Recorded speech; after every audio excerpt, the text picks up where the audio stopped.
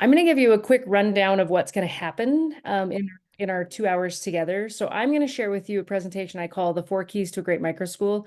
I really only go in depth on one of the keys, but I'll share all four of them. And then we're going to have a woman named Iman Aline. She lives in Florida and runs Kind Academy. And she's going to talk to us about finances.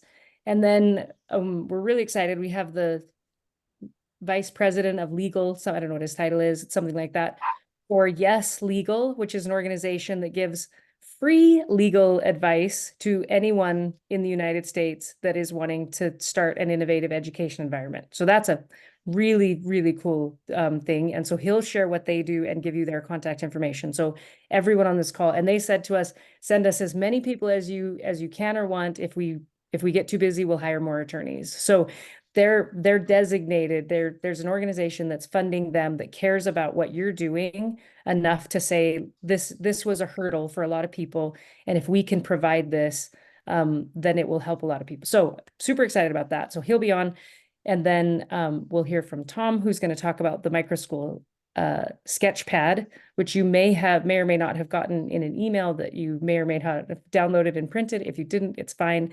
And then we'll finish with Lorian.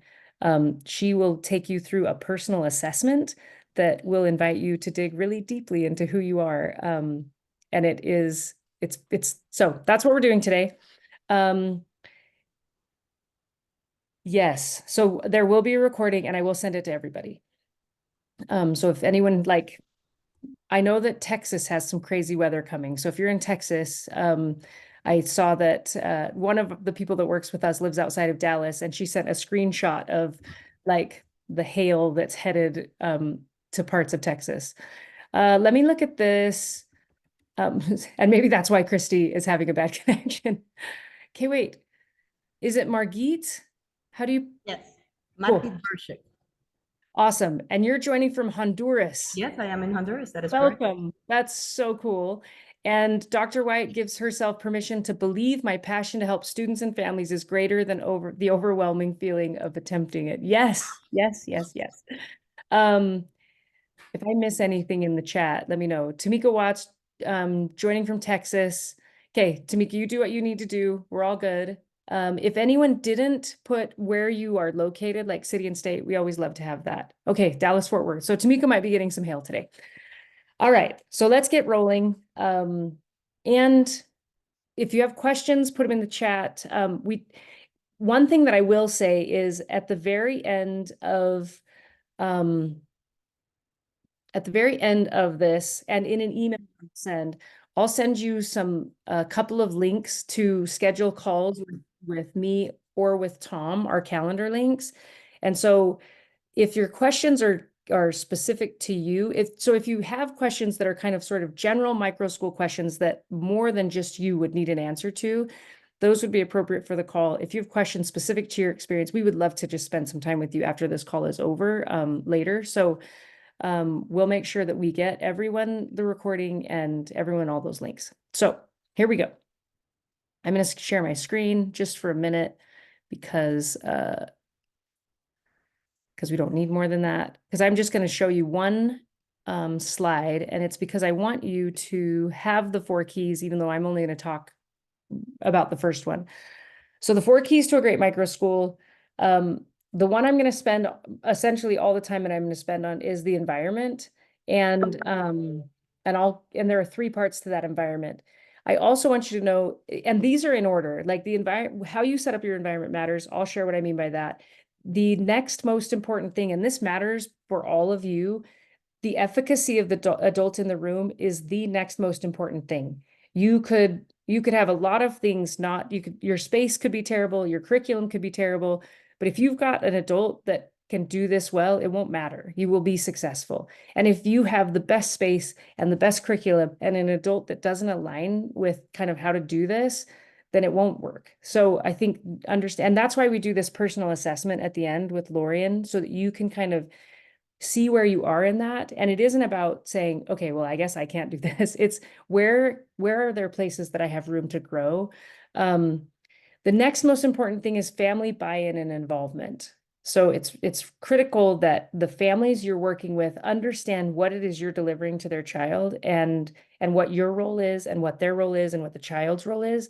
Because if you have a self-directed learner micro school, um, and you and a family is all about making their decisions for their children, it's going to be really tough. And so you need to make sure that you can articulate really, really clearly to yourself what your vision is and what it's going to look like, and then be able to articulate that to families and make sure that there's alignment. And understanding that not everyone will be a fit for your micro school, and understanding like, how do I know if they're going to be, and being able to mitigate most of the issues people have once they've started their micro school has to do with lack of alignment with parents. That's one of the biggest challenges. And so if you can get really good at articulating that and then figuring out who they are, then you can mitigate that and not run into those problems. And then what are we teaching and how are we teaching it? I use this terminology rather than curriculum, because as soon as I say curriculum, the idea gets narrowed to a textbook series or an online tool or a course or something like that. And really, I'm talking about more learning philosophy. People will say to me, do you recommend a specific curriculum? And I'm like, what's your learning philosophy? Because if I want autonomy in my classroom and kids making decisions and it to like flow with their desires, and I buy a classical, a really rigorous, rigid classical education curriculum, then I have a misalignment. And so we've got to make sure that what we're using is aligned with what we want. So I'm going to stop my share, and then I'm going to talk to you about the three things that I consider the most. These are the things, and I want to say, some of you may be like, how do you even define a micro school? And it's a great question, and there isn't really an answer for it. I mean, or there are a million answers for it, one of the two, because some people will say it's any space that has less than 100, fewer than 150 kids. It's not legally defined hardly anywhere. There are a couple of states that have given it a definition. There's no universality to that definition. So when I tell you what a microschool is to us, it's based on what the three elements that we find the most important in a microschool. I'll tell you what the three are right now, and then I'll walk through them in more detail and a little bit of storytelling, because I learn best in story when and I've had some really cool experiences that help exemplify this. So the three things that matter the most to us in defining a micro school are the ratios of adults to children. The second one is individualized learning. And the third one is emotional safety. And I'm going to kind of dive into each of those. So I want to talk about the ratios, because you may or may not be and a lot of you have already said this, of kind of formal traditional educator, like somebody who's certified to teach in somewhere. And some of you may not be. And I want you to know that in our opinion, it isn't about your certification. It's about your ability to engage with children. And there are certified teachers that are incredible at engaging with children. And there are certified teachers that are terrible at engaging with children. And same with people who are not certified. Both categories exist. There's a term I use called a child whisperer. And it's kind of comes from you may have heard of the dog whisperer. I'm not comparing dogs to children, but just this idea that a person can really connect to children and understand them. So those are the people that are going to be the most, that's awesome. Those are the people that are, April said, I'm a baby whisperer. Those are the people that are going to be the most successful in running a micro school. Just so you know that, like, I think that's a really key piece.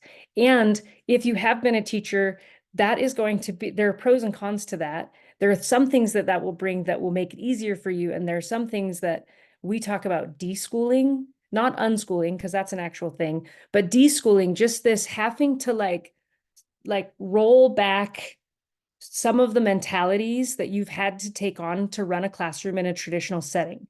And kids have to do the same thing, because kids are used to being told what to do. And if you want to create a space where kids get to make decisions, that is going to be very uncomfortable for them initially, because they haven't been doing that. And so we have to give them some, like, you will need to deschool and they will need to deschool unless you've already been operating in this way. One thing I will say, I don't know if anyone here is coming from the homeschool world, but one thing I'll say is homeschoolers have this concept already, but I will say that what I found with a lot of homeschoolers is they're totally cool if they screw up their kids one year because they know they got their whole life to fix it.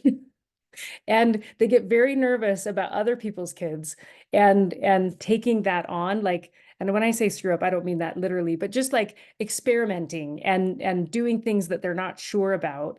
Um, they know that they have their kids' whole education. And so sometimes homeschoolers get a lot tighter in their micro school than they were as homeschoolers, and it doesn't necessarily serve the kids. Anyway, this is a total tangent and not anything to do with what I'm supposed to be talking about. So let me get into what I'm supposed to be talking about. I want to talk about the ratios. You may have already taught a class that has, I don't know, 30 kids in it. But I need you to know that this is different. And I'm going to tell you exactly why. So we think that the maximum number of students in a micro school, the maximum ratio should be 1 to 10. If you have an assistant, obviously that goes up. If you have a second, person running that, for some people it's 8, for some people it's 6. We've seen there are people that can pull it off with 12. It's hard. It's a stretch. I think they're unicorns. And here's how you could, this is how it's defined, and it's different for every person. It's how many children can I have in a room and maintain an individual relationship with every single one of them. That's the litmus test for how to do this and if you'll be successful. And as soon as you cross that threshold for yourself, let's say you can do that with 9, but the 10th one takes you over the edge, and then you have to engage with them as a herd. April said, and their families, 100%. And and once you have to engage with them as a herd, we talk about magic a lot. We use the word magic a lot when we talk about microschools because it is magical. Like there is no, like we have seen it be magical, and it has the potential to like really be that. Once you pass that threshold, you have decreased the potential for magic in your micro school. The opportunities, and it's really hard because you're running a business and more kids means more revenue.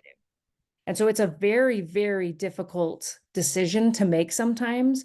And I would invite you to always choose the kids, because why do this otherwise?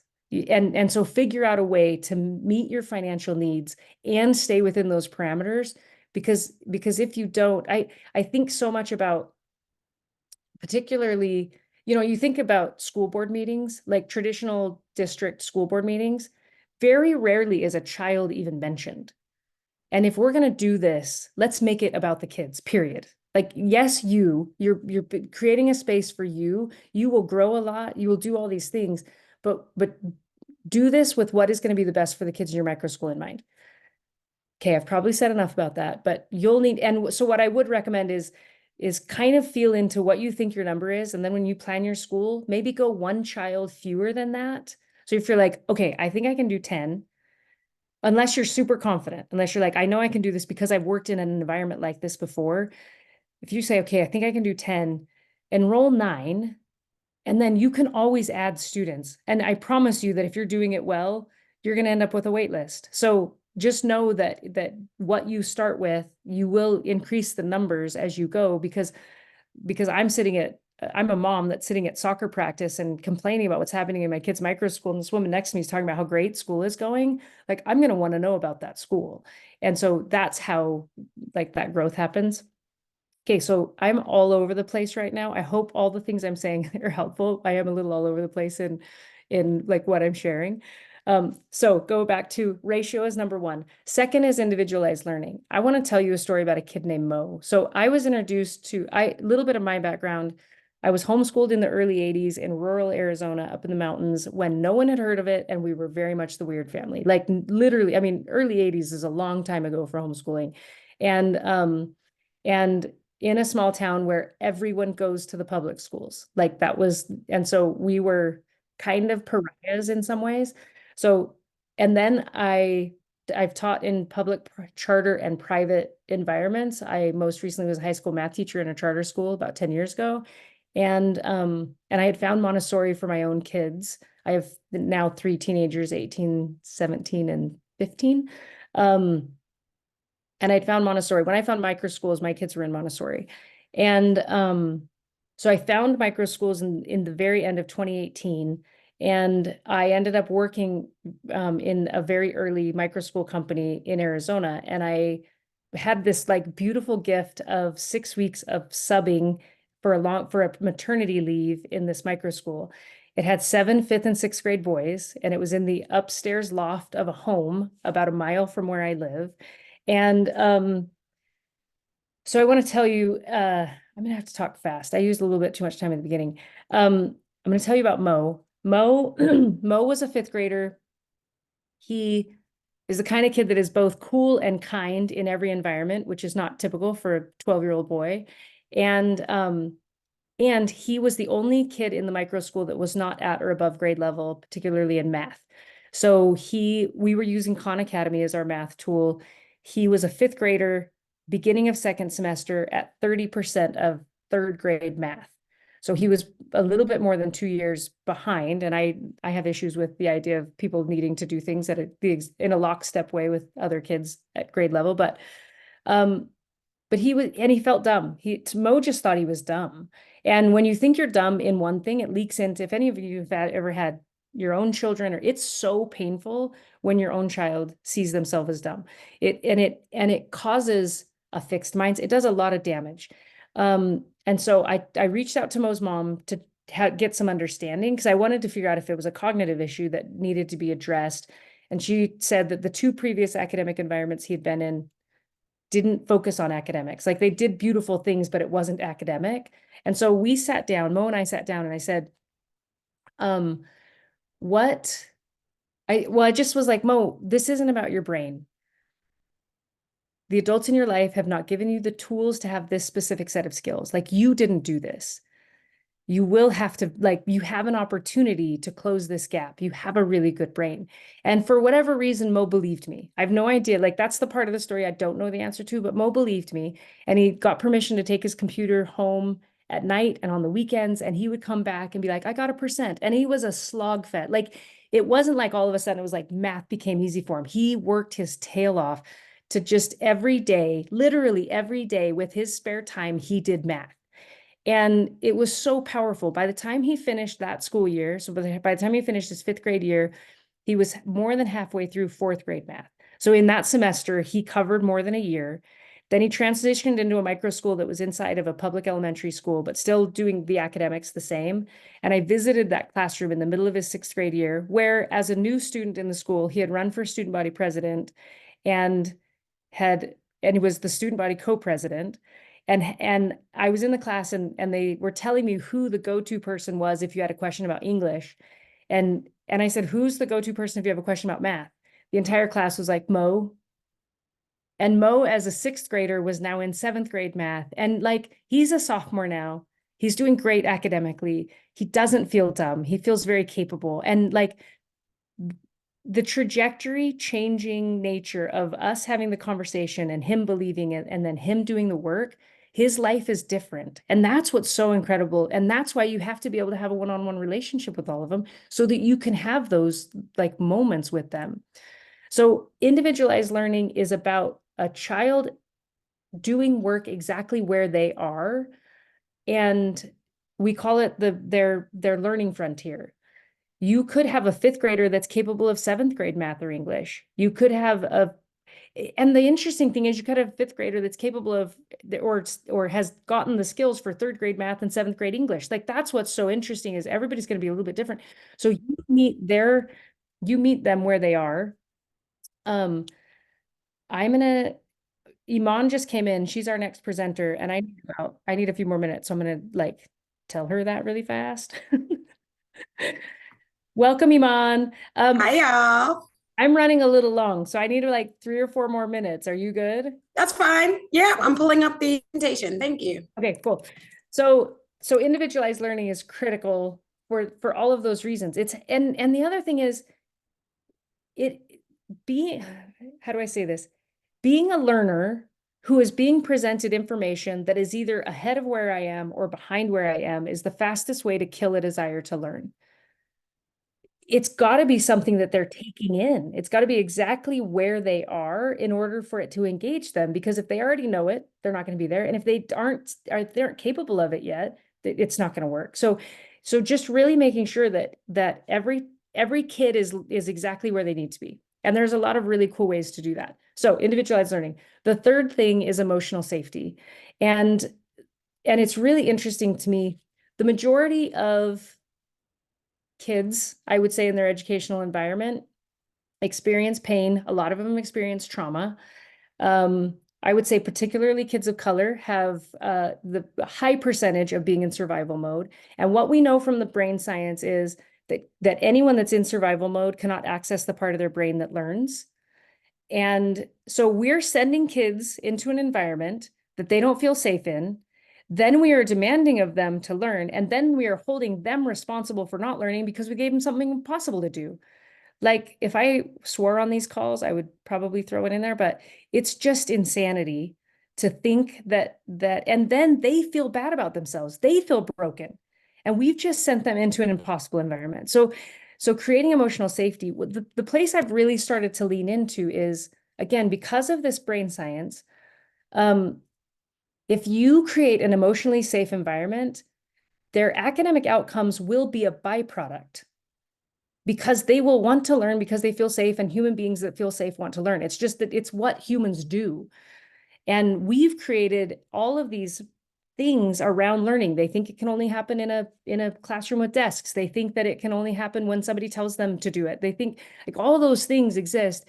So you tap into the things that matter the most to them. You help them feel safe. You help, back to a Brene Brown, and you help them remove their armor that they've put on because they've been damaged in some way about a subject or a character trait, and you give them the chance to be exactly who they are. And then they will grow so much. The last thing I'm going to say is, I love this analogy. There's an analogy of the carpenter and the carpenter versus the gardener when it comes to like children. And this is both parenting and teaching. And I have a lot of bias, so I share this with a lot of bias, just like want to give that disclaimer. There is this idea that children are this beautiful block of wood to be sculpted into the thing that we think they should be. That's it. That's how I was raised. I can say that for sure. I think a lot of people in my generation were raised that way.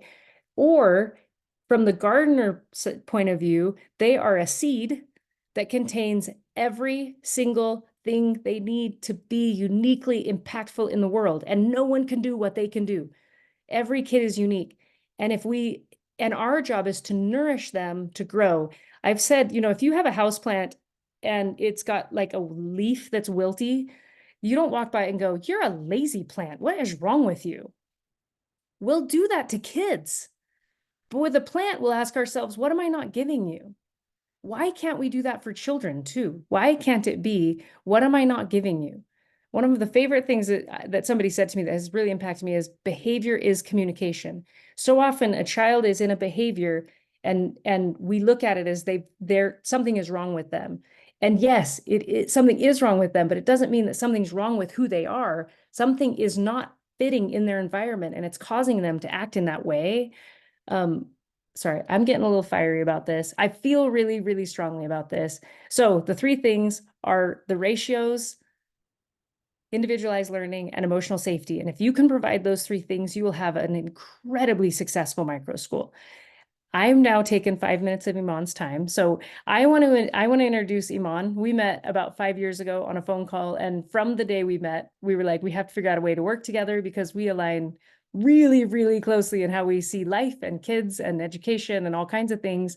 And she runs an organization called Kind Academy. I'm going to have her give her story, but Iman was doing microschools before it had that term.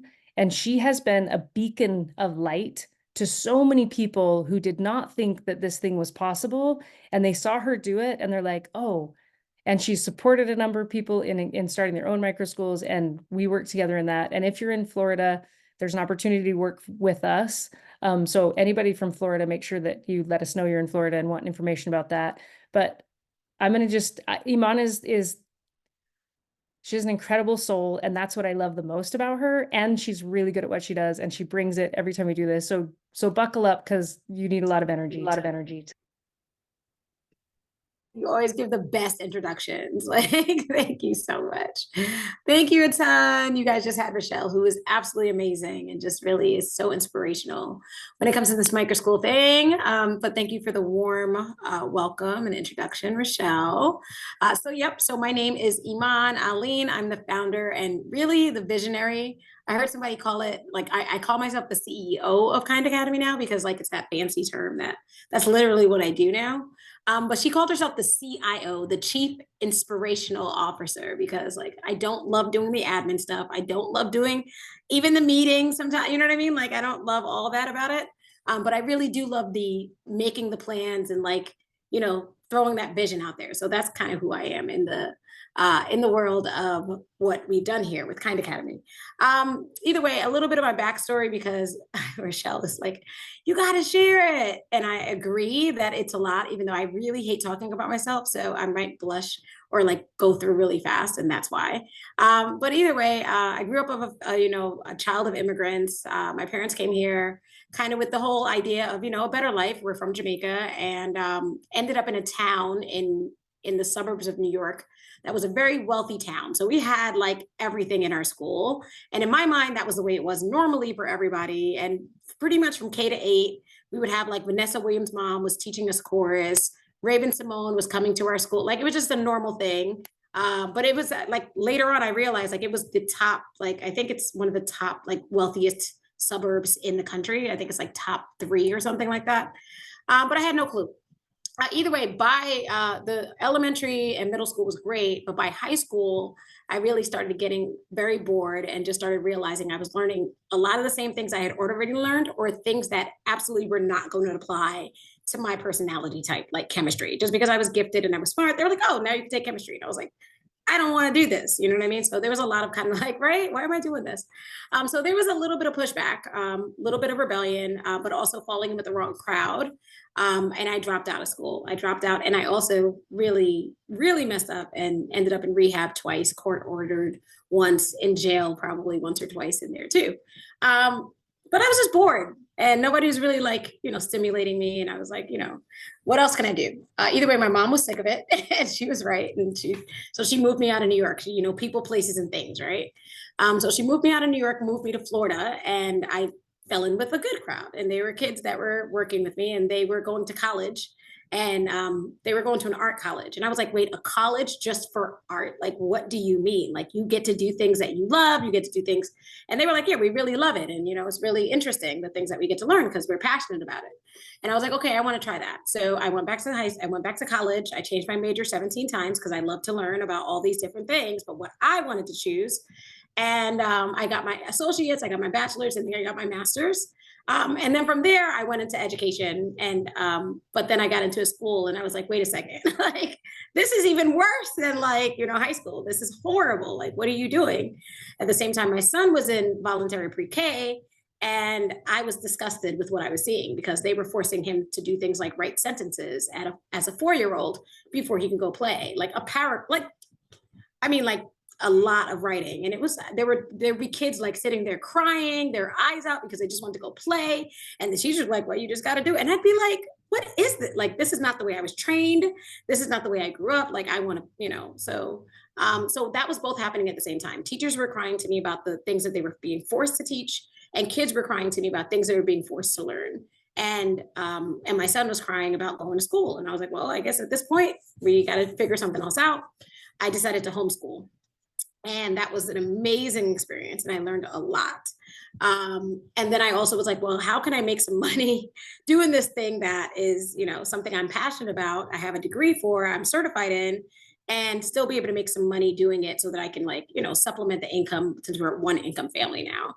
And Microschool started to kind of like become what it was. So I started with a nature class outside for parents, moved it into a community center, which was 2 days of a drop off per week, and moved it to a virtual school that's now pretty amazing. And then now we also have our own building. So it was kind of like that kind of growth from like, how can I make money, to now becoming a very huge, like thing. We've won some awards for how personalized we are and how passionate we are about education and joy-based learning. So that's my story, right? So yeah, so see, now the fun stuff, right? So the reason that I love talking about, I did money in my microschools with that cohort the other night too, Rochelle, and I was able to go even deeper about it because like there is a reality of like why I do this. I was $40,000 in debt when we first started my microschool, just in microschool stuff. That was like, it was scary. Like I never, ever, ever want anyone to like go into it with that same level of debt because there were definitely moments where I was like, I can't continue doing this, right? I can't do this to my family. I can't do this to, everybody else. I don't ever want that to happen to anyone else if you can avoid it, or unless you have a plan to like get out of it, because $40,000 will make you not want to do a microschool. And my goal for people who really want to do a microschool and who are really passionate about education is that you guys can be sustainable, because sustainability means that you're impacting and changing the world. And if you can last, then we can really have an impact. So that's one of my big goals, is making sure you're sustainable. Okay. So that's why I do this.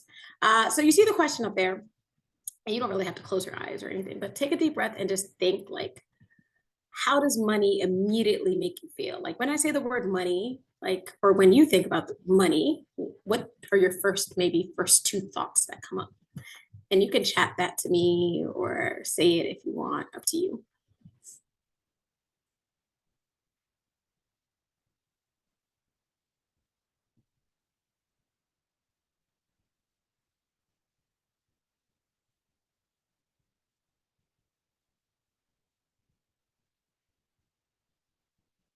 Anyone want to volunteer how they feel about money? I see something that just popped up in the chat. Interesting. Thank you, April. Hey, Iman, when you read them, when you see them, will you read them? Because people Oh, sure. they won't know what you're Yeah, I am hearing initial alertness, then a chasm. Is that how you say that? Chasm, right? Provides resource for goals. Money is security. Yeah. Yeah. So I'm getting some really like good answers. When I first started this years ago, like the ideas I had around money was like, I'm afraid. I know I can't make money. This business is never really going to make money, especially when you're in debt and it's not working, right? People are coming to you, but you don't have the cash flow to pay yourself, right?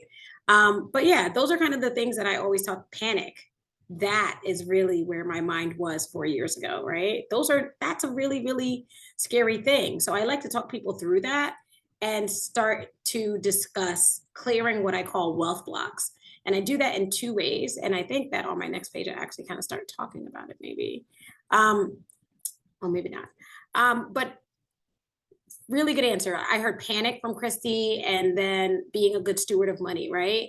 Love what I can do, love what I can do, but terrified I won't manage it well. So that fear, that anxiety, that, those are the feelings that especially a lot of educators have who have never really made six figures, right? We never have been taught how to make six figures.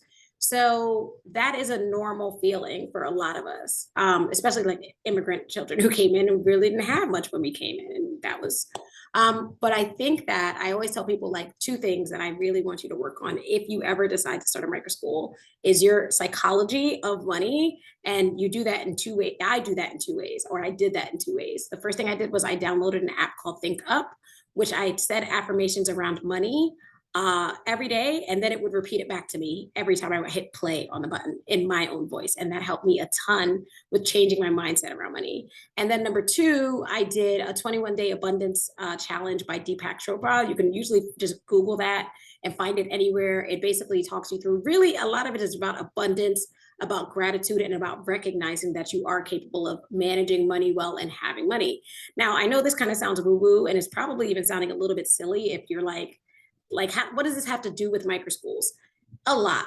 In any business, you really need to go in understanding that it takes money to run this microschool. And if you feel icky about it, guess what?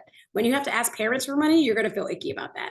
When you say, hey, we really need to fundraise, you're going to feel icky about that. When you have to ask people to fund your project, you're going to feel icky about that. And it makes you not want to do it.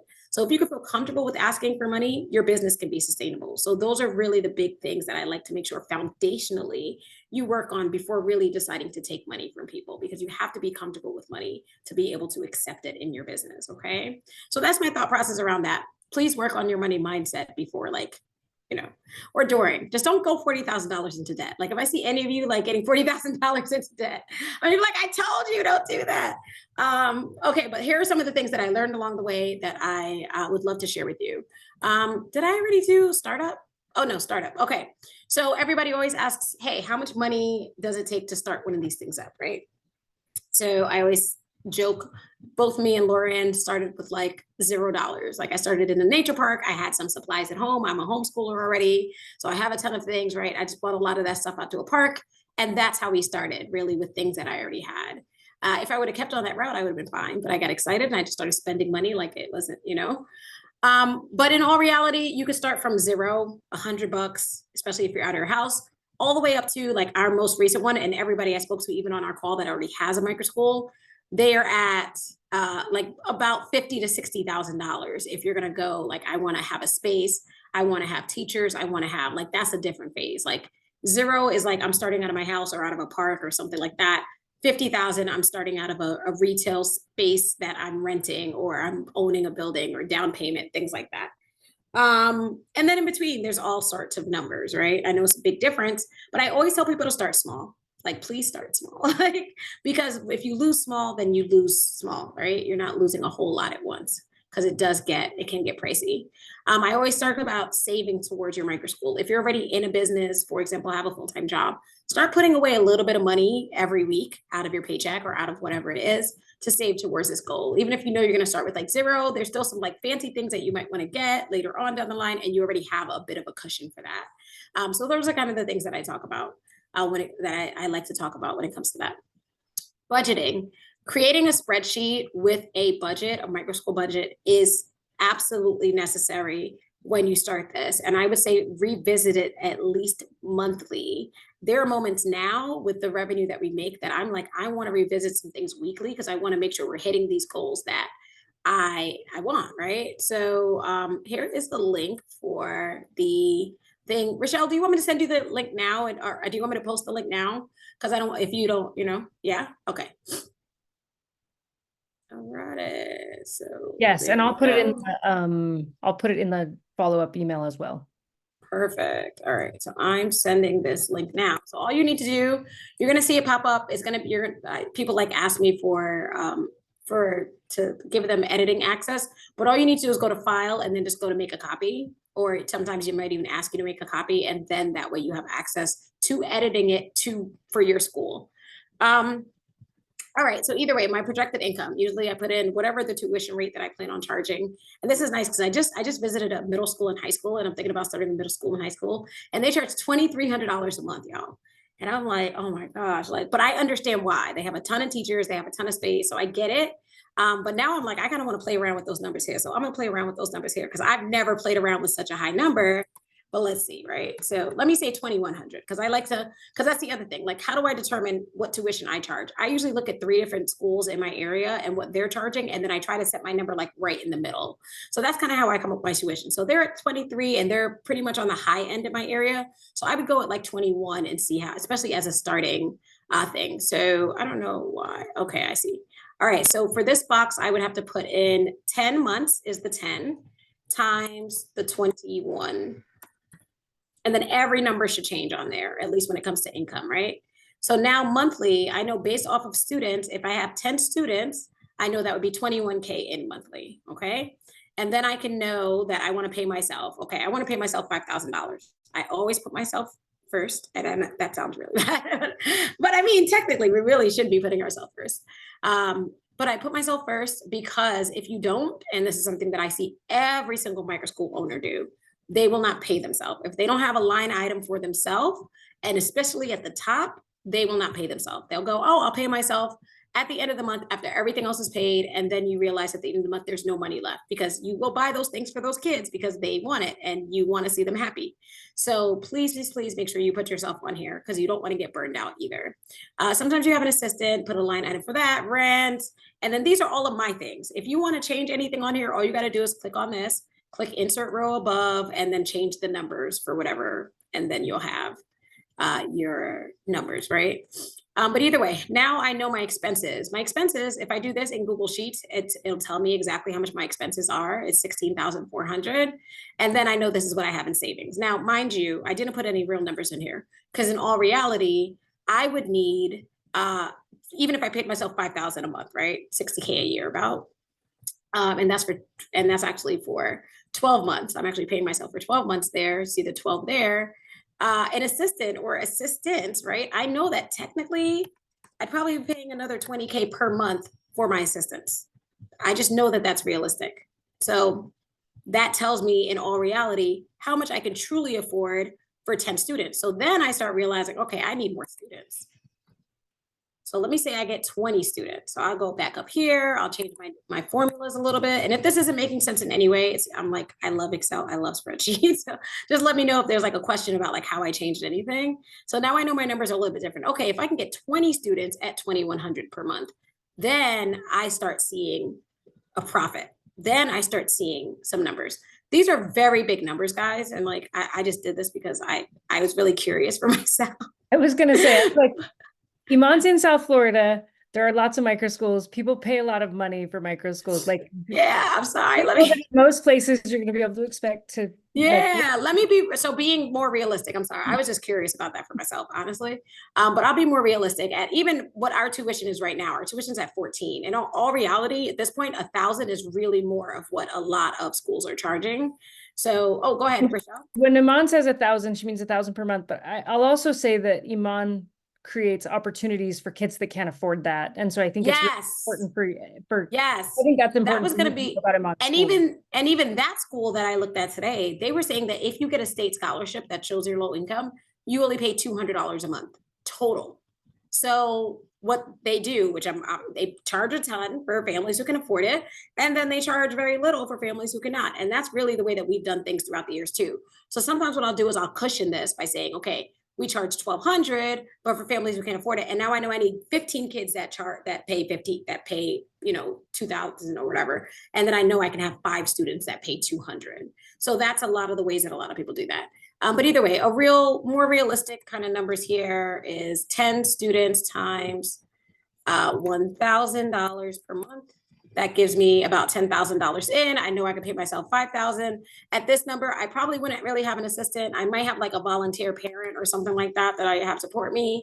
I would try to not pay rent at this point if I could, but still I know that I have some numbers and I still have a little bit of money left over for savings at $1,800 because my total is still only $8,200. So you can input whatever you want here. And if this is very simple for you, great. If not, like, please let me know and I'll try to help talk you through it some more. But yep, some of the startup costs that I noticed, like tables, you can get it for $100. I will tell you the tables I got were from IKEA. They were super cheap. And I am at 2 years in right now. And I'm like, oh, we need new tables. Like, I feel it. Next year, we'll probably like invest in like tables that are a little bit more. But for the first year or two, it was great. The kids, learned on them. Same thing with chairs and all that kind of breaks down the idea of like how much a startup could cost if you bought all of these things new. All right. Awesome. All right. Moving back. I have generating income. So this is a good question too. A lot of times people are like, well, like, especially at first, like, how can I make money? So workshops are great. And when I say workshops, I mean like any type of like project-based learning type hands-on class, especially for kids, is a great option. I did a lot of STEAM classes like science, technology, engineering, art, math, and we would add in like a reading time. So the kids love that. The parents love that. I also did like how to homeschool workshops for families. I did not charge for that, but marketing wise, people loved hearing how to homeschool and their kids would then end up coming to our program, even if it's for a few days a week. Caregiver and me programs, mommy and me, classes for kids, tutoring. If you're a teacher, you already know how to tutor. It's always shocking to me. Like like we have this really valuable skill set, Wisant. Like if you need to just supplement your income, there's so many different platforms now that you could just virtually get on and charge 40, 50, 60, $100 an hour to tutor other students. Founding family rate. So this is another one that I've seen people do that I think is always amazing. It's basically like saying to families, hey, I'm starting this new thing, or even like early bird. If you pay now, say you pay $1,000 now, your tuition will be $2,000 less for the year next year, or something like that. Something to basically encourage them to pay now. And then let's say you get 5 families that do that. That's $5,000 that you have now available instead of waiting until August. That can help you to pay for your business, to pay for your building, to pay for supplies, to pay for all that stuff, that upfront cost that you have going in. Okay. All right. That's generating. Accessing funds. So people ask us a lot about fundraising. I didn't do a lot of fundraising. Like I said, I felt icky around money. So asking for money was hard. Like now I'm much better at it, because like it becomes like people would really want to give you money. People that have money, they really want to fund ideas that they just can't do themselves. They get to a point where that happens. So you know, it's like, I'm doing you a favor kind of by like you being able to fund this thing. But either way, fundraising, I like to use something called Spot Fund to raise money. It's an online platform. It's like you would share it with your family, share it with everybody. Hey, I'm raising money. Another thing about fundraising I like to tell people is, if you are going to fundraise, try to fundraise for something specific in your microschool. I'm fundraising for tables. I'm fundraising for bookshelves. I'm fundraising for this. So those very specific things people like to see. I'm fundraising for computers. They like to fund things that they can see as a tangible item versus this, I'm fundraising for my whole microschool, and it may not ever happen, but those kind of things they like to see because they can see the evidence of it. Okay. Hey, Tom. Grants are another one I get questions about a lot. Grants are, yep. Grants are great. Sometimes they want to see that you've been doing something for like 2 years, at least most of the grants that I've looked at. Vela is probably the only one, and Rochelle just put it in the chat. Vela, if none of you have gotten Vela, Vela is like, they are like fairies for all of us. That was the first grant that we ever got. It was $10,000, and it really changed our whole mindset about what could happen. And then we won the YAS prize. So once you're about 2 years in, 2.5 years in or so, you can show your numbers are like really good and sustainable. Actually, one of the letters actually stands for sustainability. So that's another reason why I talk about this kind of stuff, because they want to see that your business can float. Your business can, even without their funding. But the YAS prize is a really big prize. They give $1 million to like one person every year. And then like 20 or 30 other people, they give like 100,000. And then like another 30, they give like 250,000. So it just really is a very great accelerator, but takes a little bit longer for you to kind of prove that you can, you know. There's more and more grants popping up every day. New Schools is another grant that I'm seeing funding people. The Bill and Melinda Gates Foundation is funding people.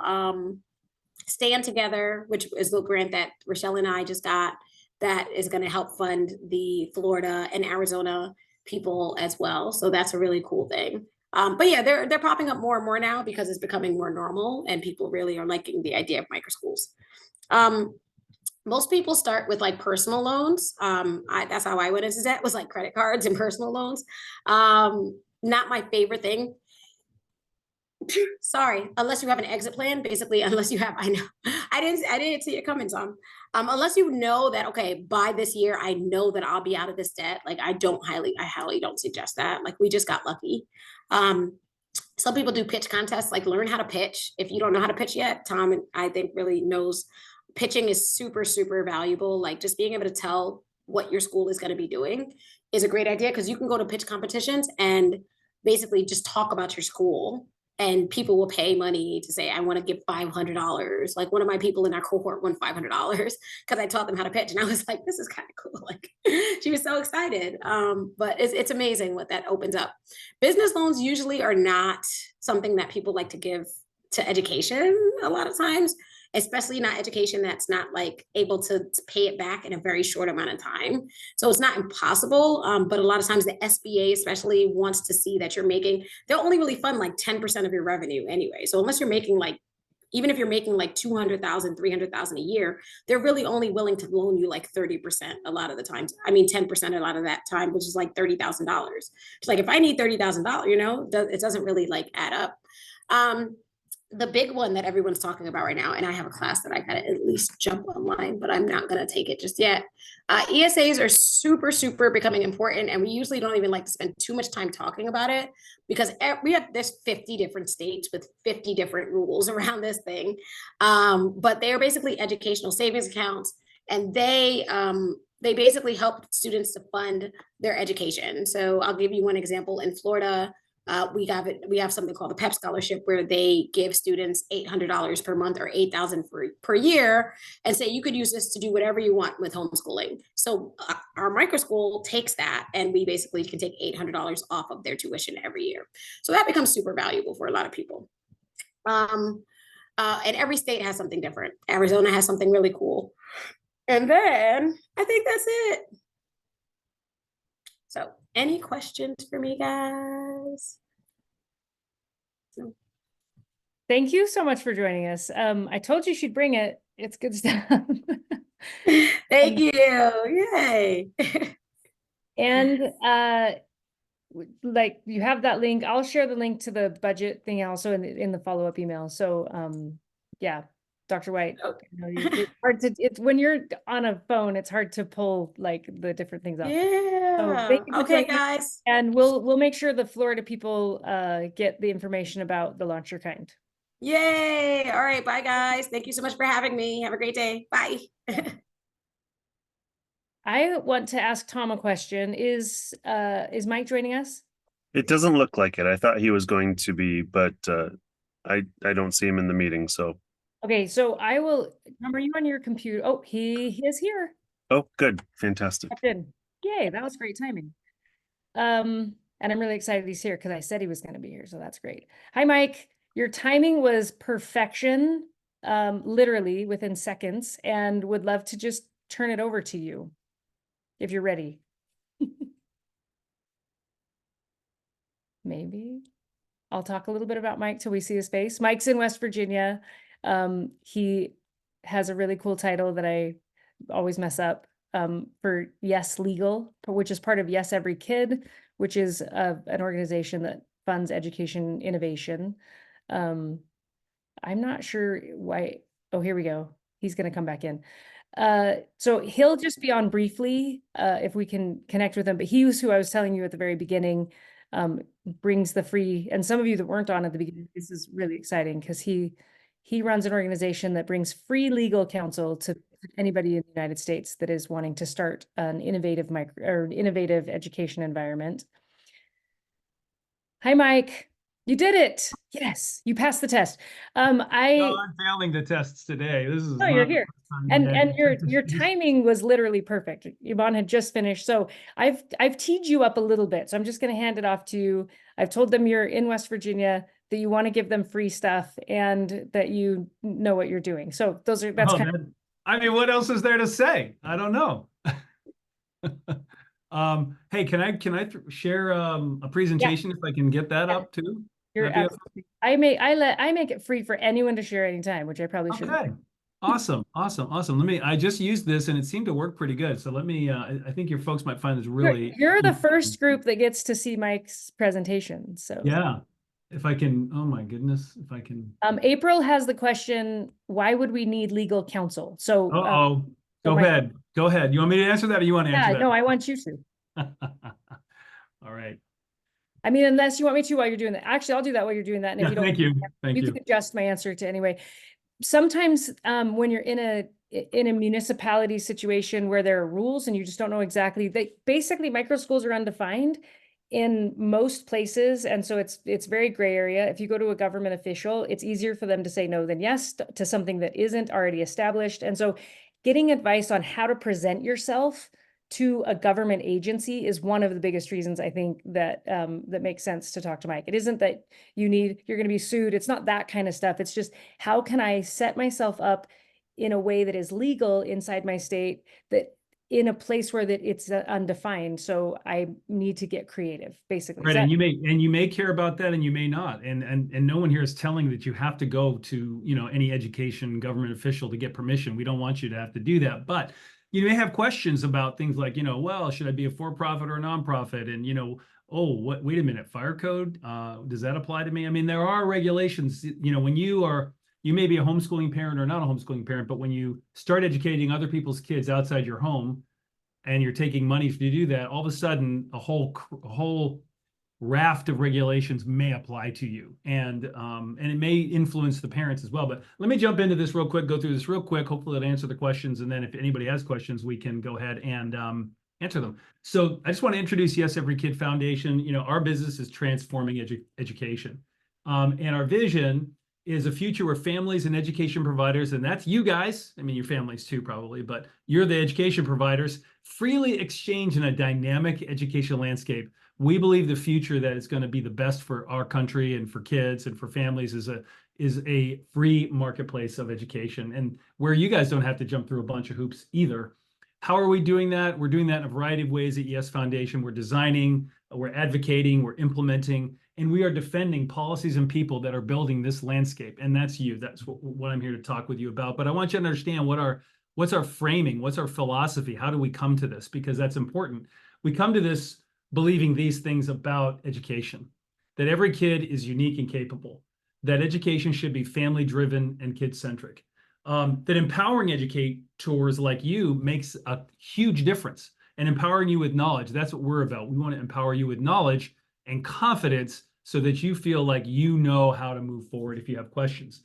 We think individualized learning is where it's at. Standards and credentials is not where it's at.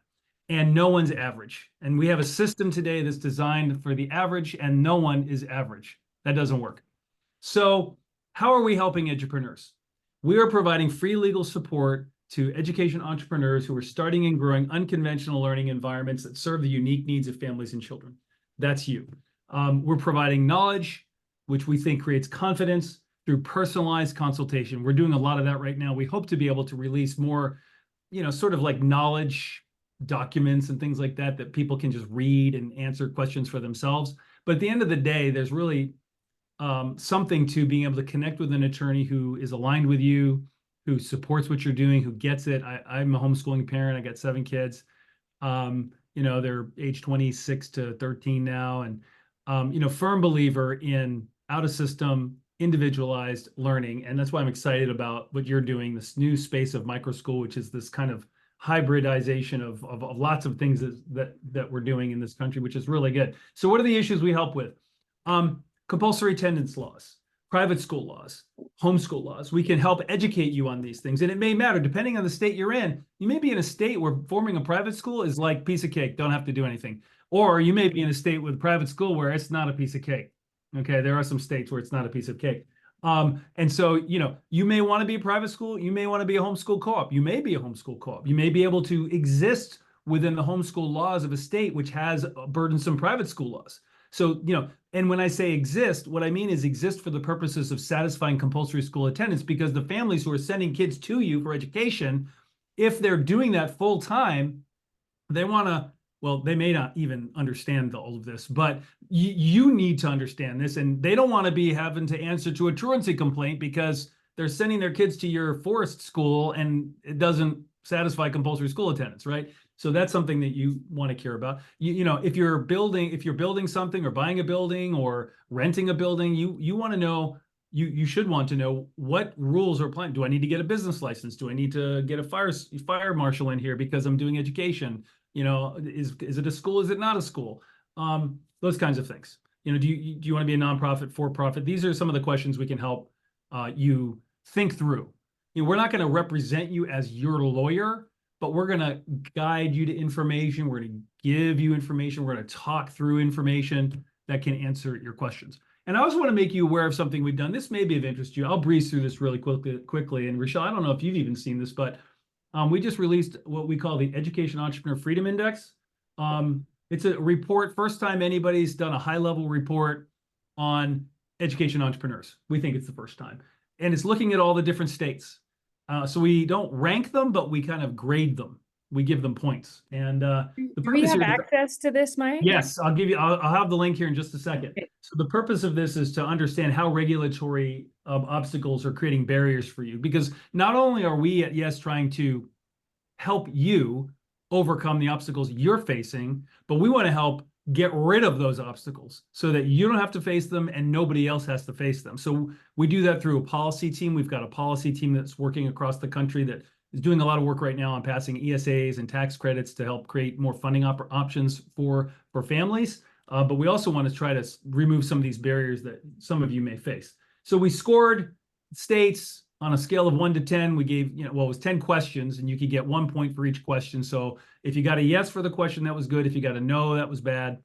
And so the higher score is better. You see Idaho, Oklahoma, and Texas got the highest scores, but nobody got a 10. You can see Hawaii, Nevada, Ohio, Tennessee, Washington got the lowest, with Washington State getting the big goose egg. What we found is that states with relatively permissive homeschool and non-public school regulations scored higher. Yeah, makes sense. Childcare regulations are an obstacle in some places. Occupancy codes are disproportionately burdensome. Here's where you can get the report. I will just copy and paste this link into the chat.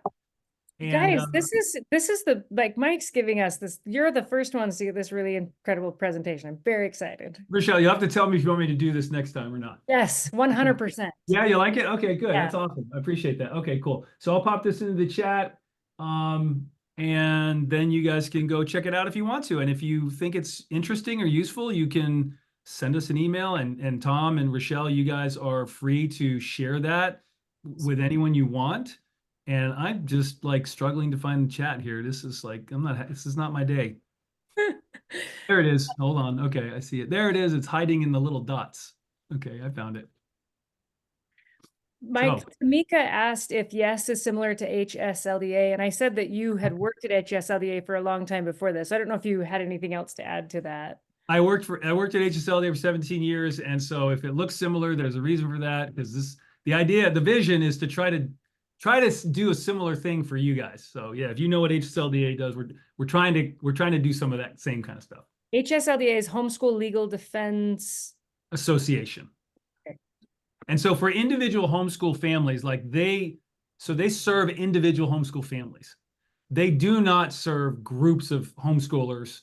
They don't provide that kind of advice. And so, my friend over there, Darren Jones, is the group guy. If you call him up and say, hey, I'm a homeschooler, but I want to do this group thing, I mean, he'll talk with you for a little bit, but he's going to you really should talk to Mike over at Yes, is what he's going to say. Awesome. Mike, thank you so much. This has Awesome. been spectacular. And yes, we love this. Keep doing this, because that was just a lot of really good information really quickly. So Great. thank you for joining us. You're welcome to stay, and you may have other things you need to do. So I do. I got to jump off, and I'm so sorry, but I just want to applaud each and every one of you for what you're doing. And you've connected up with Tom and Rochelle, who are great, fantastic coaches. So you're in the right place. Keep doing what you're doing. And if we can help you, the one thing I do want to say is that how do you access our help? I should put this on the report on this presentation. Just go to yeslegal.org. There's a nice little form there. You can just fill it in and someone will get back in touch with you. Thanks, guys. Have a great weekend. Mike. Okay. Take care. Bye. Well, awesome. That's the first time I've actually seen that presentation from Mike. I've met with him several times, and I know him, and I know the work he's doing. It's invaluable. And this is not unique for just people starting microschools. Anyone who's trying to start a business of any kind should meet with a lawyer to make sure that they understand the laws and regulations that govern their business. It is particularly true within the microschool space, where the laws and rules vary not only from state to state, but from city to city, and where we really are trying to do something incredibly innovative and that's really unique and not very well defined in the laws of the land right now. So definitely, if you have questions, take the opportunity, meet with Mike and his team. And you're never too early in that process. Okay. You're never too early in that process, because the questions you have right now are the questions that hundreds of other people are considering, that they may never decide to move ahead because they didn't get an answer to the question. You asking that question helps the team at Yes Legal build a database of questions that people can just go and do research and find the answers to quickly, that encourages other people to keep moving along. Now, With that said, Rochelle, I'm going to jump right in if you don't mind, because I don't have a lot of time here. I know you don't. I was going to introduce you and tell him how amazing you are, but just trust me, this guy's amazing. He's I'm actually a good guy. when we do this on Fridays, he's in a car because he's got 2 of his kids in OT right now, and that's why he's in a car and not at his desk. So, so yeah, jump right in. Yeah, absolutely. Thank you. So yeah, my background is in entrepreneurship education. I taught high school for a number of years. I come to this with the perspective of I know how to help people launch a business, how to help someone go from concept to full-on business plan. That said, I want to introduce you guys to a tool that many of you may have received in a preliminary email leading up to this. If not, you'll be able to access it in a follow-up email. But also the email is the tool is really simple. So even if you just have a piece of scratch paper handy or not, and you just want to think about this in 4 different boxes, because I know some of you are in your cars just like me. So I'm going to share my screen with you all real quickly and introduce you to a tool that I call the Microschool Sketchpad. So the Microschool Sketchpad, you'll see very simple tool, 4 quadrants with a box in the middle. However, it's what goes in those boxes. That's where the magic happens. Okay. And so any of you who have worked in education, you understand the power of a graphic organizer. And that's essentially what this is, right? But it's a graphic organizer that helps you organize your thoughts around designing your microschool business model, right? I want to start with the first and most important question of all of this. And I'm going to zoom in just a little bit here. And that is the big question. Whoops, I zoomed in a little too much, guys. Sorry. Like Rochelle said, I'm in my car. So Simon Sinek has one of the most watched TED Talks on all of YouTube history. And it's his TED Talk, Start With Why. So this is the question that I want to pose to you guys. Why do you want to start a microschool? And I'm going to ask you, if you're in a position to do so, stop, think about this for a minute. And if you can share in the chat, I'd love for you to share your why. What's your motivation? Because I'm a little rushed today, I will not go into the full story. But I will tell you just a very brief summary of my why. I taught high school for almost 10 years. I taught independent courses for homeschoolers and for homeschool co-ops. Why did I want to start a microschool? Because I did in 2019. I wanted to start a microschool because I was done attending funerals for my students. It's that simple. I was not going to go to another student funeral. And in order to make that happen, I needed to ensure that any educational institution that I was a part of helped kids feel safe and welcome and wanted. That's why I'm here. You may not have such a tragic backstory. That's okay. It doesn't make your why any less powerful. So I see I'm getting some comments coming through here. Is it Margit? Because without knowing the term, this is what we did for 2 years in the pandemic and saw amazing results. I love it. Yes, we did. We had parents here of the private schools in my country. Most private schools are fully bilingual, as are the teachers. So the parents could not send their students to school, and the private schools are expensive. So we set up a private school, which was virtual. We had no idea about the term. We just investigated everything. I led everything, and I decided from the beginning that we had a maximum of 9 students. That was decided in that moment. And when the students went back to their normal schools, they are the best students in their schools now, which was amazing. Yeah.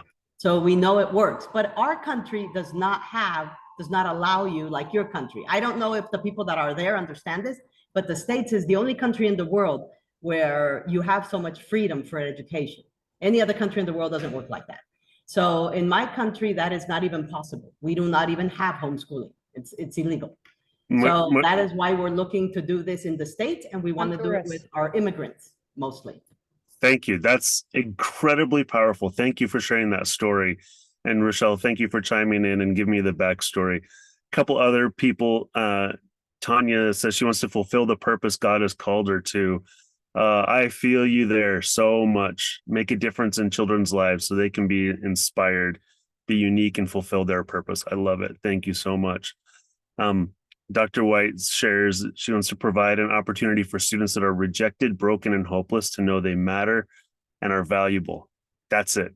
That's the ticket. Thank you so much for doing this work. April shares because children deserve a safe space for their world to unfold and to actively engage in the exploration thereof. Be their highest, most authentic self. I love it. I love it. Josette shares that she's tired of losing students to drugs, alcohol, suicide. Yep. Yes, 100% yes. The September's Children phenomenon is a very real thing.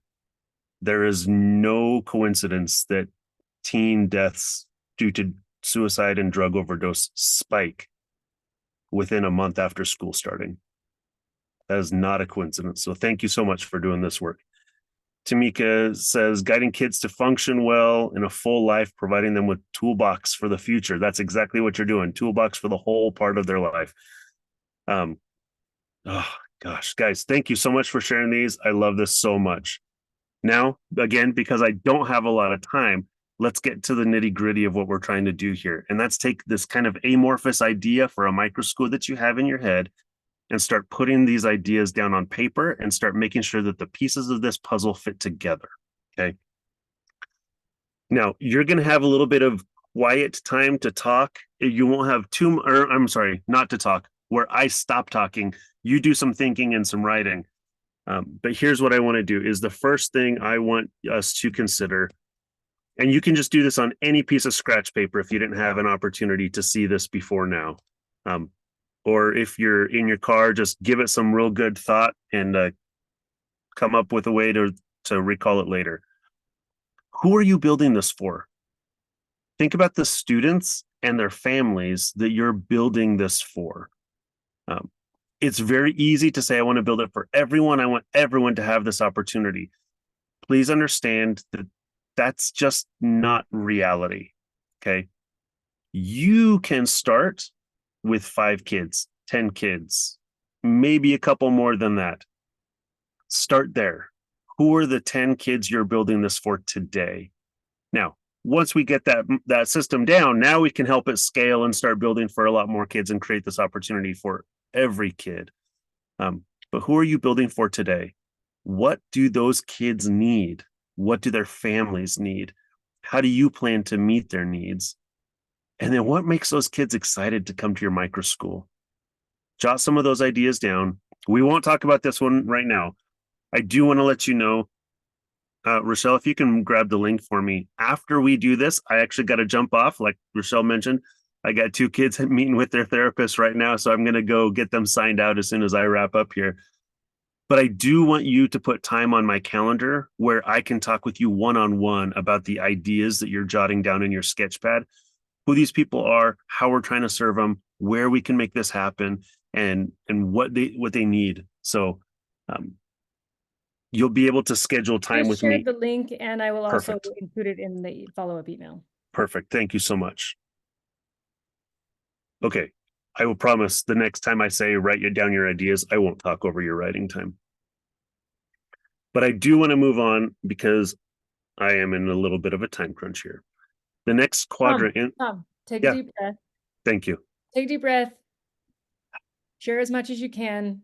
Anyone that wants you to share more, we'll schedule time with you. It's all Perfect. good. The next piece I really want to dive into is the learning model. Some of your students may come to you with a special area of interest. Some of your students may come to you with special learning needs. How are we going to meet those needs? You may have 20 years of background experience in education and have a very clearly defined vision of what you want your micro school to look like, all the way from your educational philosophy to your day-to-day activities. You might not, and that's okay. We'll help you flesh all that out.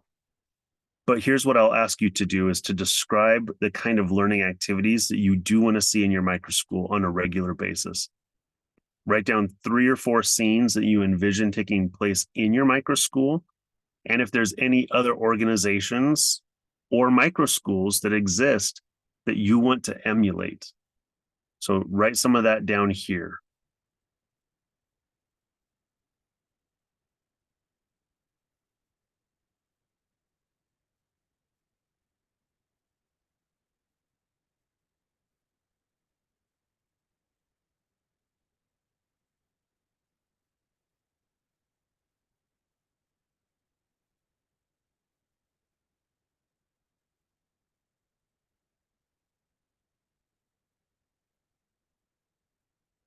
Now, I want to throw something out real quick.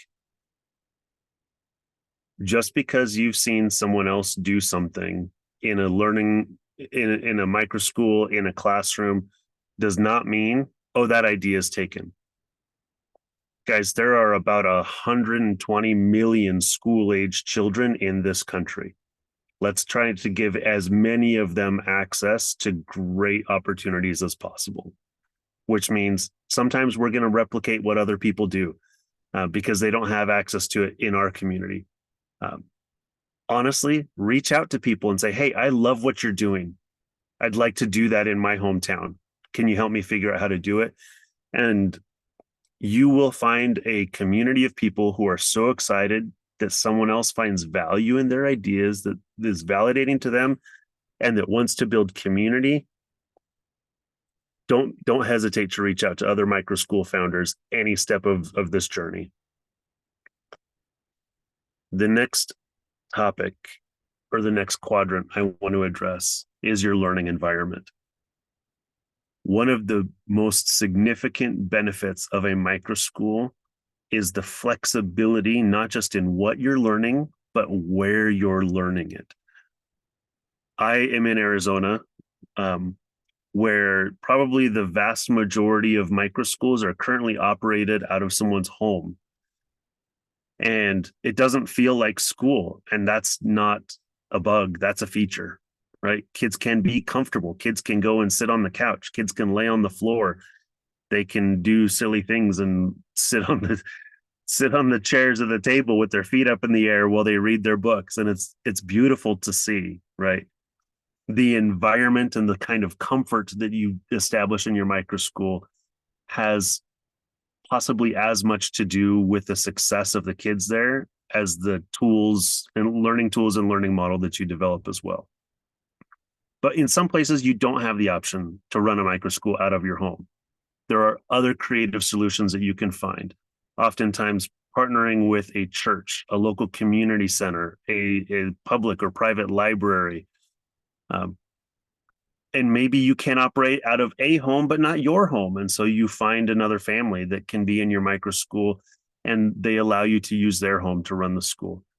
There's also the option of using commercial spaces that cater to these kinds of this demographic, this age group, but maybe they're only working in the evening or on weekends. And so their space sits empty during the day. Partner with those people. I'm talking about like tutoring centers, karate dojos, dance studios that cater to kids and youth. Reach out to them and see if their space sits empty during the day, because this is a great way for you to partner and for you guys to share resources and share community. So don't hesitate to consider some of those places. If you have an idea where you want to establish your micro school, jot it down here.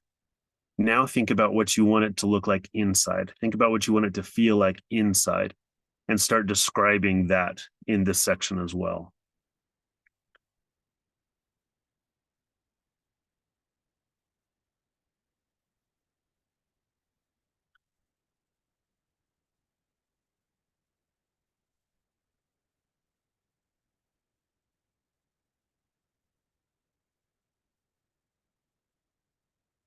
And don't be afraid to get real creative with the kinds of space that you want to make sure are part of your micro school. Maybe you want to have a kitchen as part of your micro school, maybe an outdoor garden, maybe access to nature trails or a public park. One last note that I will tell you. Right here, we're drawing the ideal, right? But you don't have to wait for the ideal location before you get started.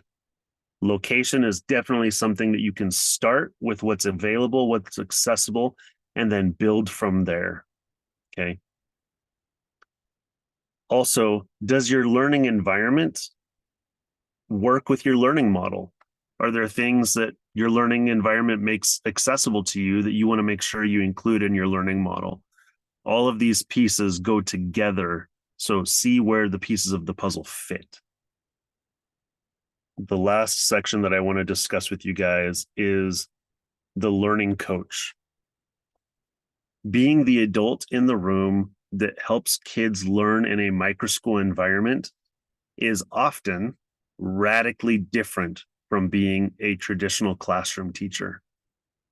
The skills of classroom management fundamentally shift when I'm not trying to control behaviors, and instead my whole focus and emphasis is on building relationships with each individual learner. Rochelle talked about the magic of having a small student to teacher ratio, 1 to 10 or even less. That's part of the magic, is that your classroom management shifts dramatically. So what are some of the other skills and characteristics that are needed by the adult in the room to be able to help the kids that you're trying to serve, implement the learning model that you're trying to run, and 3, navigate and manage the learning environment in which you're wanting all of these things to operate? Now, I don't want to spend too much time on this, because whether you are going to be the adult in the room with the kids, or whether at one point you are going to choose to hire the adult in the room with the kids, we have coming up another portion of this where we are going to have Lorian, who joined us. Hello, Lorian.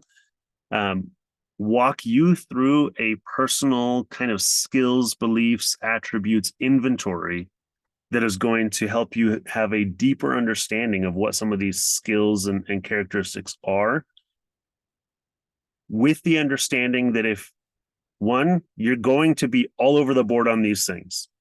Not only that, you're probably going to be all over the board on different days of the week. Okay. And that's okay. But 2, none of these are fixed attributes. All of these are skills and attributes that can be developed and learned over time.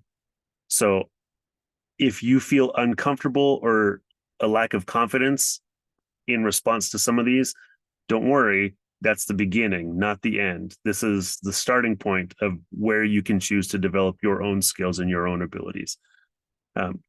Like was mentioned earlier, I do have to jump. I got to run. So, Lorian, I'm going to pass it off to you. Guys, you are in great hands, and I look forward to meeting with several of you in one-on-one sketchpad discussions later on. Thank you. Thank you, Tom. Appreciate it. See you guys. I want to introduce Lorian really quickly.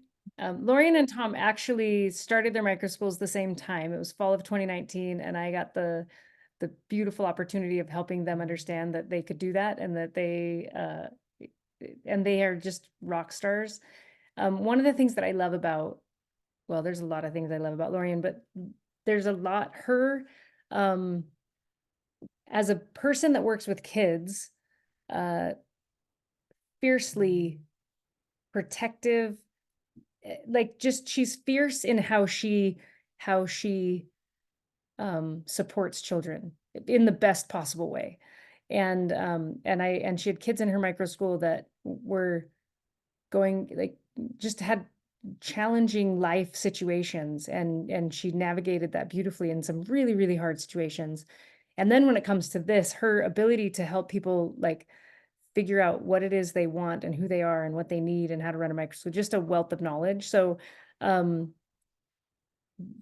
really excited for you to do this, and just be ready to really dive into your soul. We talk about souls a lot around, we're talking about magic and souls. If that doesn't work for you, then you're in the wrong place. But like, really prepare yourself to dive into your soul, and get really honest with yourself, and know that we're not going to ask you to share any of these responses. So this is just for you. And so buckle up. Thank you so much for that introduction, Rochelle.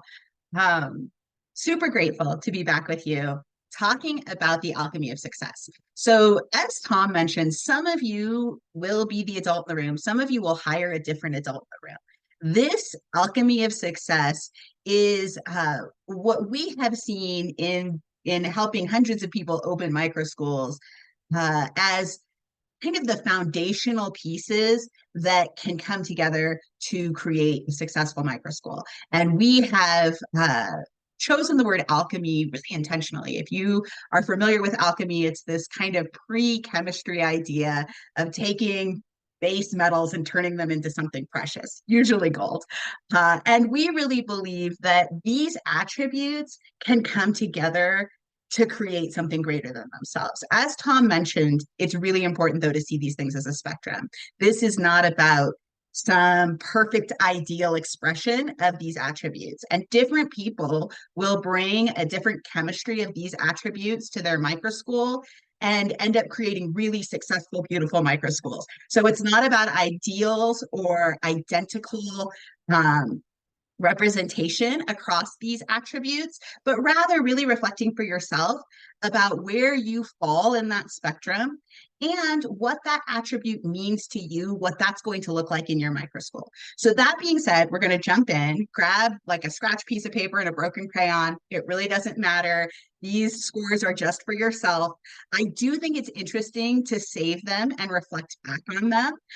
For each of the categories, I'm going to give you a kind of 1 to 10 spectrum that you'll rate yourself on. And I'll always define 1 is this, 10 is this. You get to decide where you fall in that. And again, no one's going to ask you to share these scores. So I really invite you to be honest and reflect with yourself about where you are and what that might look like in your microschool. So let's jump in.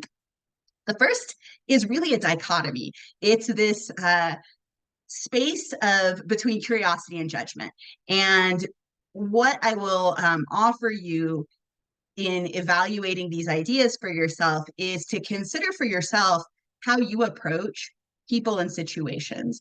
Do you tend towards judgment about what you think is happening, the story that you tell yourself about that person or situation, or do you tend towards curiosity, wondering about why the situation is or why this person is the way that they are? Again, this is a spectrum. All of us on different days might fall in different places with regard to this. But the reason that we have found this to be part of the alchemy of success is that we have found for people who are able to approach situations with curiosity, they have a wider array of solutions available to them when problems arise.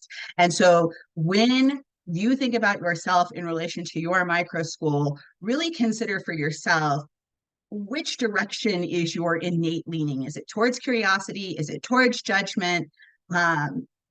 Both of those attributes can be useful in certain contexts.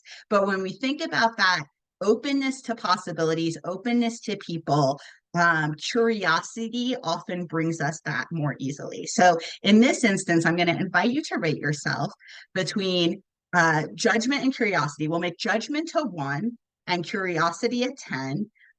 1 is I have zero curiosity about people, places, and events, and I assume that I know everything that's going on in that situation. And a 10 is I assume that I have a very small slice of information and I'm really, really curious about all the other information that could lead to me understanding this person or situation better. Our next attribute is lifelong learning. So one of the reasons that this exists in our alchemy of success is that we have really seen the correlation between the adult in the room and how they approach learning and their philosophical beliefs about themselves as a learner impacts the learners in their environment. We cannot expect our students to show up to our learning environment more fully than we are capable of ourselves. And you'll hear me talk about this several times throughout my presentation, because I just believe so strongly in the truth of this. I have seen it reflected in my own classroom over and over again. And so when you think about yourself as a lifelong learner, I would invite you to really broaden this category up. We often think about learning in really strictly academic senses. When's the last time you solved a calculus problem? When is the last time you did the New York crossword puzzle in ink? Those are certainly examples of learning, but they are not the only type of learning that we do. And so I would really invite you to think about your openness to learning something. When is the last time you learned to do crochet stitch? That is always a tongue twister. Or a new recipe, or how does it clean your dishwasher or fix your dishwasher. There are so many things that we have opportunity to learn in our day-to-day lives. So as you think about yourself as a lifelong learner, let's create a scale that puts at a 1, I am really closed off to learning anything, and I actively try to avoid opportunities for learning. And let's put at a 10, I am so excited to learn new things. I actively seek out new opportunities for learning. Again, doesn't have to be academic in nature. It could be how to do a new embroidery stitch. So rate yourself as a lifelong learner. And let's talk about shared power. So shared power is a concept that can make some people really uncomfortable. So I want to start with kind of a definition about what we're talking about here. Shared power is really how do people in an environment, whether that's a microschool or a family or a park, have access to making decisions that affect everybody. So it isn't necessarily about being the decider, but it's about the access to decisions that affect you. And why this is valuable in successful microschools really has to do with creating strong sense of community and agency for the people involved in that community. When you think about yourself in relation to shared power, I would invite you to think of the spectrum like this. On one side, you have a really hierarchical top-down approach that says power always resides with a singular person, and everybody else has layers of possible access to that power, but everybody has less than that primary person, and there's a hierarchy that moves downward of who has access to power. And at the other end of a spectrum, I would put shared power. Everybody has access to decision making and information with regard to what happens to them. That does not mean that they are always the decider. So I want to be really clear that shared power isn't about laissez-faire classroom management of everyone can just do whatever they want, but rather about everybody having access to making decisions that affect both themselves and the community, and that there's transparency about how that power is executed in your environment. So at a 1, let's put that hierarchical top-down approach that says one person should have power and everyone else should be kind of following that singular point of power. And at a 10, let's put shared access to power, that everyone has an opportunity to have a voice and some capacity of decision-making power in that environment.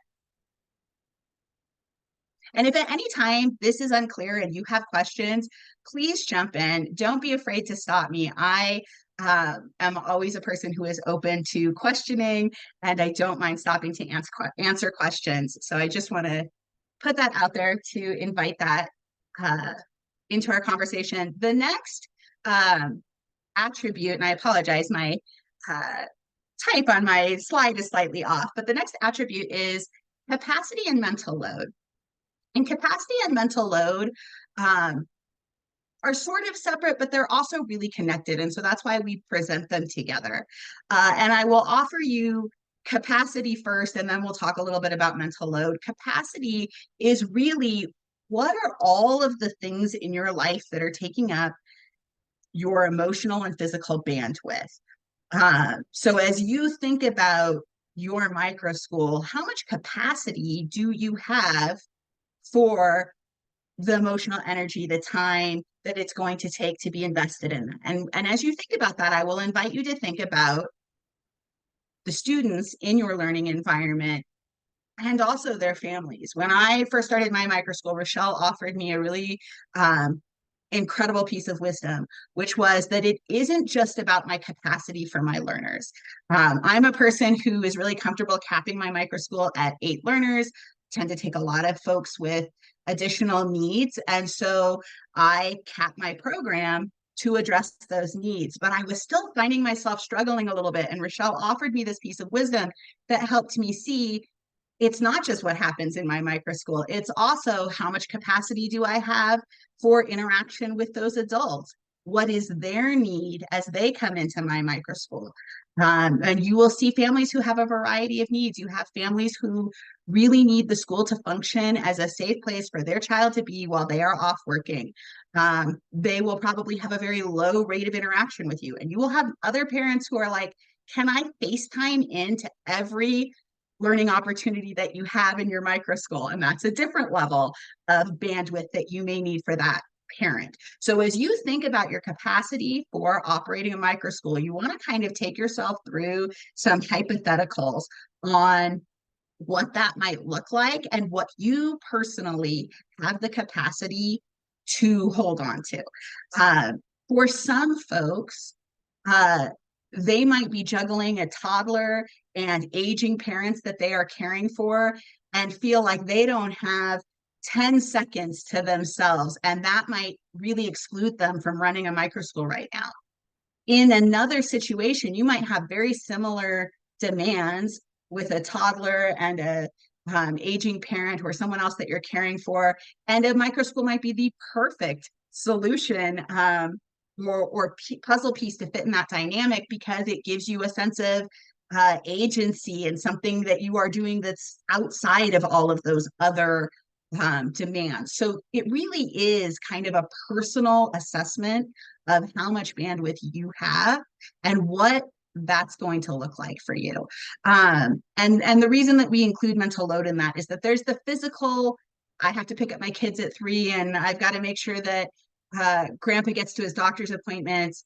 And then there's the mental, that how much energy does each student need, does each family need from you, and how much do you have to give? So as you think about yourself with regard to capacity and mental load, let's create a spectrum that says at a 1, your plate is so very full that you cannot fathom putting one more thing on it. And in fact, there are things spilling over the side. And at a 10 is you have enough space on your plate that you are actively looking for things to add to your plate. And again, this isn't about perfect representation. We probably all vary a bit week to week, day to day. This is really about your own assessment for yourself of where you are today. Let's talk about adaptability. Adaptability is a skill that has been really useful to me both in my career as an educator, but also from the standpoint of running my microschool. So as you think about adaptability, this applies in your classroom to how readily you are able to switch gears and adapt things when necessary, but it also applies to your business. Microschooling is an incredibly rapidly growing movement and things are changing frequently. So your adaptability applies also to your business. And as we kind of decide how we want to score ourselves here, I would say at a 1 is I am really not comfortable with change and I actively avoid any changes to my schedule. And again, there is no moral one-upmanship here or anything like that. This is about your own assessment. At a 10, let's put, I have plans A, B, C, D, E, F, and R in my back pocket, and I am readily looking for places to be adaptable. Enthusiasm is one of my favorite attributes. And the reason is, well, I'm kind of enthusiastic about this, but also enthusiasm often carries the day. If you have created relationship with your learners and you show up with genuine enthusiasm, it really can carry them into a topic that they otherwise might turn their nose up at. I started in early childhood, but I now frequently work with mostly teens. And there are days that I know I can see on their face, I present some idea and they're like, oh no, what is Miss Lorian up to now? What does she think is going to be super interesting to us all? And so, you know, they're skeptical, but because we have relationship and because I have come in with genuine enthusiasm, they're often at least willing to go along for the ride. Enthusiasm is often contagious. And so when you think about enthusiasm in your microschool, I would encourage you to not necessarily think of it in terms of super bubbly excitement. This doesn't mean you always show up in like a matching outfit that matches your unit. Some people's enthusiasm is really quiet, but they're genuinely excited to be doing what they're doing. And that will carry through to our learners. So let's make a scale here that says at a 1 is I'm really not enthusiastic at all. And I'm kind of just here to check the boxes and do the things because that's what has to be done. And 10 is I am so excited to be here and share things with you that I literally can't wait to share the things that I have going on in my head with you. So again, not about perfect representation. Probably none of us are all 1s or all 2s and even on our best or worst days. Let's talk about vulnerability. Vulnerability is an incredibly important attribute for a couple of reasons. We are nearing on time, so I'm going to try and keep this really brief. But vulnerability is one of those places where we cannot ask our students to show up more fully than we have shown up ourselves. And what that looks like in microschooling is both the emotional side of things, but also the intellectual side of things. If you are a person who is really uncomfortable with vulnerability, it might be very difficult for you to say that you don't know something or that you have made a mistake. And if you as the adult are not able to do that, your learners will not be able to do that either. So vulnerability in that academic sense to talk about what we do or don't know sets the stage for our learners.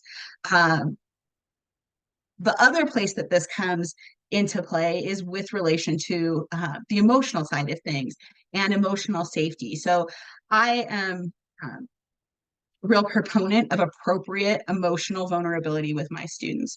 I realized much later than I would care to admit in my parenting and my teaching career that I was not always honest with my students and my children. And I was not creating congruency between what I was saying and what was clear about my emotional state. Miss Lorian, are you upset? Oh, no, I'm not upset. I'm frustrated. That I would mitigate what my emotional state was to kind of make it palatable. And it has been a real learning journey for me to see the damage that that was doing, the incongruency that I was creating between what my words were saying and what very clearly my body language or my tone was saying.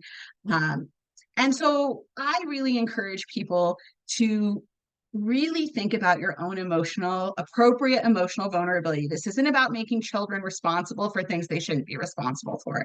It is not their responsibility to take on my frustration or my anger, but being clear and honest about that opens the space for them to have experiences with their own emotions in healthy ways. So as you think about vulnerability and your microschool and the relationship to you, I would invite you to create a scale that says 1 is I really avoid vulnerability. I try to put on as much armor as I can so that no one will see the real me underneath or see my flaws. And 10 is I'm really excited to show up authentically as who I am, knowing that, yeah, some people might see my flaws, but ideally it brings us into closer relationship.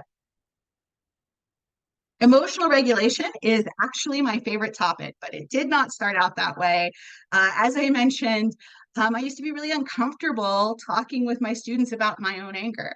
And that was because I had this misguided belief about emotional regulation, which told me that if I was emotionally regulated, it meant I was calm all the time. It turns out that's not true, and that emotional regulation is actually about having a full range of emotional experiences and being capable of choosing your behavior regardless of that emotional state. And this is another one of those places where we cannot ask our students to show up more capable than we are. So when you think about emotional regulation for yourself, I would invite you to create a scale that says 1 is I try to avoid states of emotion at all costs, and I feel no capacity to choose my behavior when I am in the midst of an emotion. And 10 is I experience a full range of emotions and I feel completely in control of my behavioral choices during the experience of that emotion. Difficult conversations, because it is not if, it is when. If you run a microschool, you will have difficult conversations, whether it's with students or with adults, whether it's with internal partners, someone that you're co-teaching with, or the community. There are just lots of opportunities for difficult conversations. And difficult conversations aren't necessarily the same as a bad conversation. A difficult conversation is one that you approach feeling like there could be a bad outcome to it, like a potential rift in relationship or misunderstanding. And so difficult conversations are something that, again, will be necessary in your microschool. The scale that I would invite you to look at these on, or invite you to rate yourself on, is 1 is I avoid difficult conversations at all costs, even to the extent that I will take on harm for myself or additional work for myself rather than have that conversation. And 10 is I lean into difficult conversations because I see them as relationship building. Again, not about perfect representation.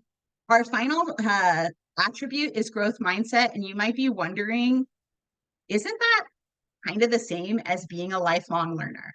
They are both related to learning, but here's kind of the crux of the difference. Being a lifelong learner says, I'm interested in learning new things all the time. Having a growth mindset says, I believe through effort, practice, engagement, that I can grow in any capacity. So it doesn't mean you believe that you could be an Olympic gold medalist swimmer in the next Olympics, but it does mean that you believe you could grow your swimming skills, even if today you don't know how to swim at all. So this is about kind of the dichotomy between fixed mindset and growth mindset. Fixed mindset says this situation is what it is. It cannot be changed, whether it's with regard to learning or temperament. It says there is really no changing it. Growth mindset says there is always the ability for growth through effort, hard work, attention to detail, whatever the thing is that's necessary for that growth. It is possible. So as you think about this, I would invite you to rate yourself at a 1 if you are a person who believes that all things are fixed and there just is not the possibility to grow, and 10 being a belief in a capacity to grow. I have used up all of my time and then some. So I'm going to turn things very quickly back over to Rochelle. I'm so grateful to have had this opportunity to spend with you. Thank you so much for your time. Thank you so much, Lorraine. That's amazing. I hope this was if we had a little more time, I would just have you like share some reflections of what this experience has, like, not your responses, just what the experience has done for you. We have about 2 minutes and I just want to do some final wrap up stuff. One is, we have 2 opportunities to have conversations with us. We already shared the link to talk to Tom about the Sketchpad. I do a conversation that's a 30-minute consultation that's free, that's called the Microschool Dream Conversation. And it's just kind of like, what does this look like? And either or both of those are available for you. Like I said, I'll be sending out a follow-up email in the next little bit that has all the links. I added all the links I could think of. So there's a lot to look at there. So just know that. The one thing I want to say is we are, well, there's a couple of things. If those of you that are in Florida and Arizona, I just need to get you some information. It is exhausting. April, I totally agree with that. Self-reflection is exhausting and super valuable. So hopefully it was both. Want to let you know that we are launching an application for being what part of a cohort that we're calling the Founders Circle. So people that want to start a micro school in fall of 24. And we are having an info session about that. In fact, I'll add the link to that info session in the follow-up email. And it'll be on the 22nd, which I think is next Thursday, maybe. Oh yeah, it's a week. No, it's next Friday. So all of you will have the opportunity to apply. If you're like, I really want to open this, I really want your support. And in the info session, we'll talk about what that looks like, what our support looks like, and what we do for you. My favorite description of what we do is the woman that's in North Carolina that opened a micro school outside of Charlotte said, if I gave birth to my micro school, you guys were the midwife. And I love that so much. Like, I love that way of thinking about what we do, because it's your micro school, it's your vision, it's you, and we help you fill in all the, like, pieces of what you want. And then there's the whole, like, all the things you have to do to make it happen. And so we fill in all those gaps for you, or with you. And we love what we do, and we get very invested in you and your students and your experience. And so I'll add the link to that info session for next week. And the application will be released on March 25th, and we'll make sure that we send that out. And would love to work with any of you that are ready to get going. And if you're not ready to get going, we'd still love to work with you. Just might be in a little bit later cohort, but very grateful for this time. I'm 1 minute over. I apologize for that. And look for the email, and please reach out and schedule time with us. We would love to spend that time with you. Thank you so much. Have a great day.